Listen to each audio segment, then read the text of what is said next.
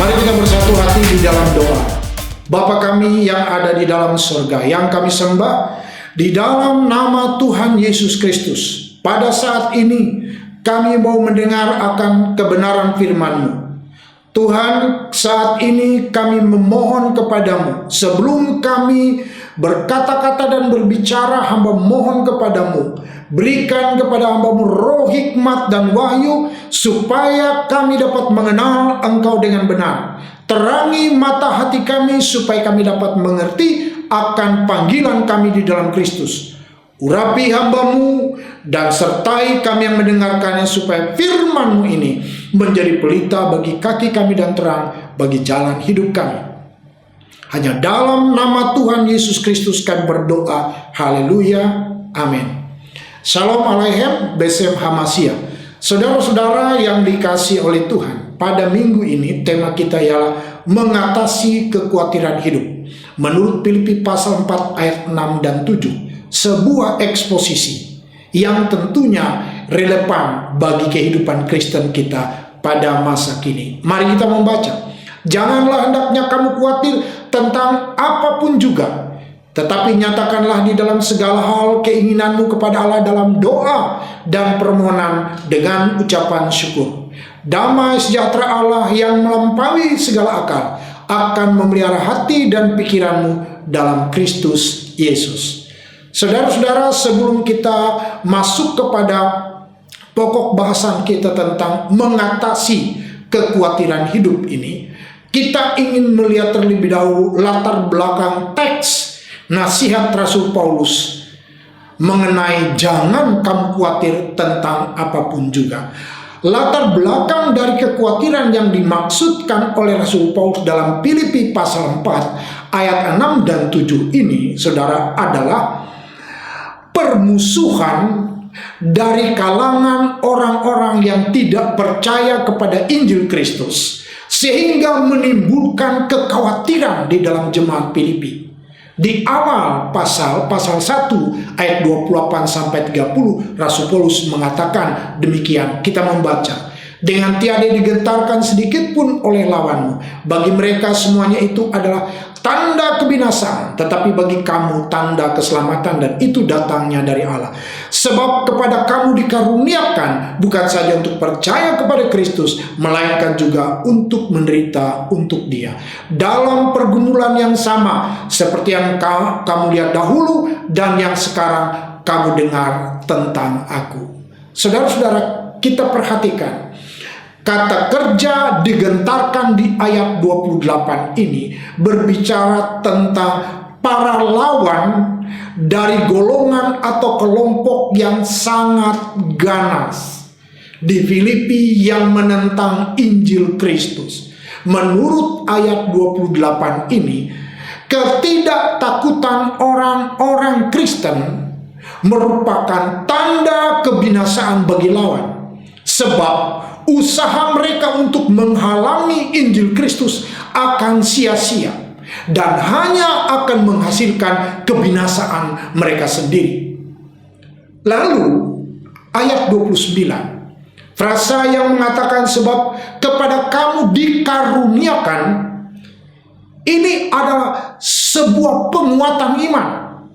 Bila diinterpretasikan secara harfiah, artinya adalah kehormatan untuk menderita bagi Kristus adalah kehormatan untuk melakukan jenis pekerjaan yang cukup penting bagi Dia, sehingga dilawan oleh dunia ini.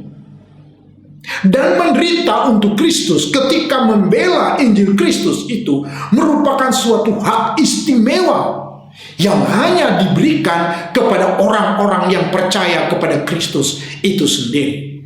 Kemudian teks di ayat 30 pasal pertama ini yang menjadi latar belakangnya itu berhubungan dengan ayatnya yang ke-28, bahwa jemaat Filipi terlibat di dalam pergumulan yang sama dengan yang dahulu dialami oleh Rasul Paulus ketika ia datang dalam perjalanan misinya di dalam Kisah Rasul 16 ayat 19. Nah, jadi saudara-saudara, konteks kekhawatiran di dalam Filipi pasalnya yang keempat ayatnya yang ke-6 ini adalah permusuhan dari kalangan orang-orang yang begitu ganas, seperti di awal tulisannya ini, yang menentang Injil Kristus. Sehingga ini menimbulkan kekhawatiran jemaat Kristus yang ada di Filipi. Itu yang menjadi latar belakang. Lalu, saudara-saudara, pertanyaannya adalah, apakah pokok pikiran Rasul Paulus di dalam teks ayat 6 dan ayatnya yang ke-7 ini? Mari kita lihat di ayatnya yang ke-6. Paulus berkata, janganlah hendaknya kamu khawatir tentang apapun juga. Maksudnya, saudara, bahwa semua perkara dapat menimbulkan kekhawatiran jika tidak didoakan.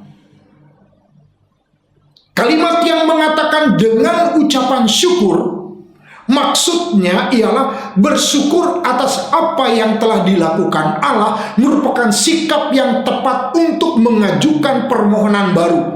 Jadi sikap bersyukur itu merupakan sikap yang tepat. Doa permohonan dengan ucapan syukur. Lalu ayatnya yang ke-7, kalimat yang mengatakan damai sejahtera Allah ialah ketenangan yang dimiliki oleh Allah, dan hanya Allah saja yang dapat memberikannya. Saudara perhatikan frasa yang mengatakan yang melampaui segala akal.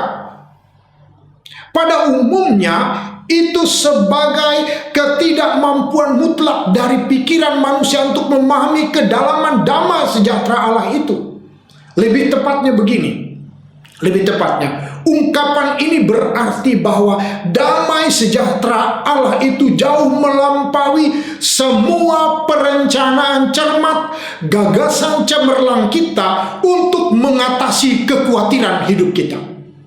Kata memelihara, boreo, adalah sebuah istilah militer yang berarti menjaga dan membentengi. Dengan memakai kiasan yang jitu ini, Paulus melukiskan damai sejahtera Allah itu sebagai pengawal yang bertugas menjaga di gerbang kehidupan batinnya seseorang, baik itu pikiran, baik itu perasaan, dan juga kemauan atau kehendak orang itu sendiri. Nah, saudara-saudara, apakah relevansinya? Apakah relevansi dari pokok pikiran Rasul Paulus ini jika didistribusikan bagi kita pada masa kini? Mari kita lihat relevansinya. Bahwa kekhawatiran dapat menjadi berlebihan, dapat menjadi semacam penyakit. Para ahli ilmu jiwa tahu bahwa kekhawatiran dapat menekankan jiwa berjuta-juta orang. Akibatnya orang-orang tidak bisa tidur, orang menjadi takut, sehingga kekhawatiran itu kadang-kadang disebut menjadi salah satu penyakit utama dan musuh utama manusia. Juga saudara-saudara perhatikan, orang-orang yang tidak memiliki kekayaan bisa menjadi korban kekhawatiran dan kehilangan iman. Sebaliknya, orang-orang kaya juga bisa menjadi korban kekhawatiran dan kehilangan iman.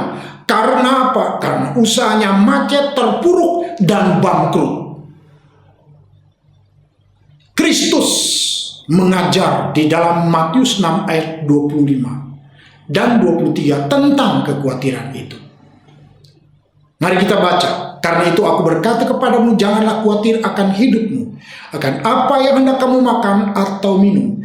Jangan khawatir pula akan tubuhmu, akan apa yang hendak kamu pakai. Bukankah hidup lebih penting daripada makanan dan tubuh itu lebih penting daripada pakaian?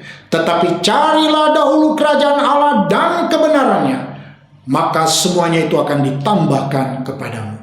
Saudara-saudara, maksud Kristus ialah bukanlah suatu larangan untuk kita mengantisipasi kekhawatiran di masa depan dengan membuat sebuah rencana. Mari kita lihat Amsal 6 ayat 6 sampai 8 sebagai perbandingan. Hai pemalas, pergilah kepada semut, perhatikanlah lakunya dan jadilah bijak. Biarpun tidak ada pemimpinnya, pengatur dan penguasanya, ia menyediakan roti di musim panas dan mengumpulkan makanannya pada waktu panen. Betapa bijaknya semut ini untuk menyiapkan perbekalannya. Itu bukan tanda dari sebuah kekhawatiran, tetapi itu adalah sikap bijak ketika ia memandang apa yang ia perlukan di masa depan. Amsal 30 ayat 25. Semut bangsa yang tidak kuat, tetapi yang menyediakan makannya di musim panas. Artinya Kristus menghendaki kita mengutamakan hal-hal utama. Di ayat 30 ini berkata, carilah dahulu kerajaan Allah dan kebenarannya, maka semuanya akan ditambahkan kepadamu. Dan Kristus juga mengatakan bahwa agar kita menyerahkan segala kekhawatiran kita kepadanya dalam permohonan, doa, dan ucapan syukur.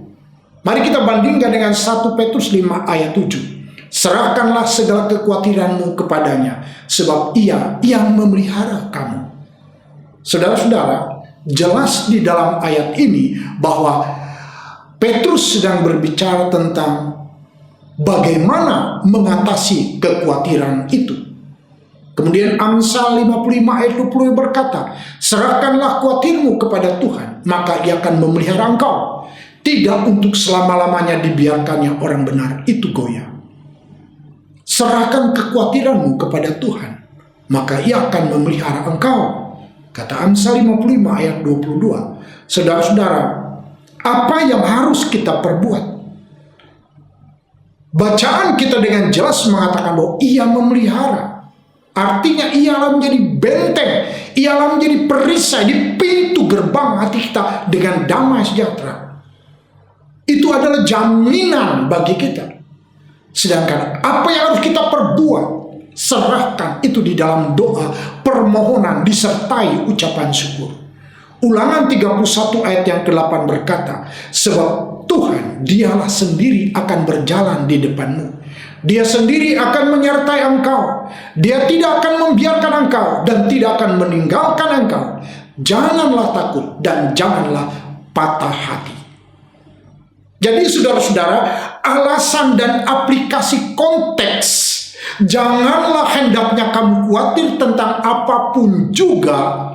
Di dalam bacaan kita hari ini, yang menjadi tema kita hari ini ialah bahwa Allah yang Esa Tritunggal Maha Kudus itu memelihara hidup kita. Bahwa oleh doa permohonan yang disertai dengan ucapan syukur, maka damai sejahtera Allah selalu menjadi pengawal yang bertugas menjaga pintu gerbang kehidupan batinia kita, baik itu di dalam pikiran, baik itu di dalam perasaan, kemauan, dan kehendak kita, sehingga kita tidak akan patah hati ketika menghadapi kekhawatiran apapun di dalam hidup ini. Seperti yang dikatakan di dalam Ulangan 31 ayat 8 ini mengatakan, janganlah takut dan janganlah patah hati. Artinya, apapun jenis kekhawatiran yang menimpa hidup kita, itu tidak akan membuat kita patah hati dan membuat kita gagal. Akan tetapi justru mendorong kita untuk belajar apa arti berserah kepada Tuhan dan membiarkan kuasa Tuhan itu, membiarkan kasih-Nya itu mengalir di dalam melalui kehidupan kita orang-orang percaya. Saudara-saudara, semoga firman Tuhan hari ini menguatkan hati saudara-saudara bahwa Tuhan memperhatikan kita pada saat kita khawatir dalam hidup ini. Mari kita bersama-sama berdoa. Bapa kami yang ada di dalam kerajaan surga, setiap kami pernah, sedang, bahkan akan mengalami kekhawatiran dalam hidup ini.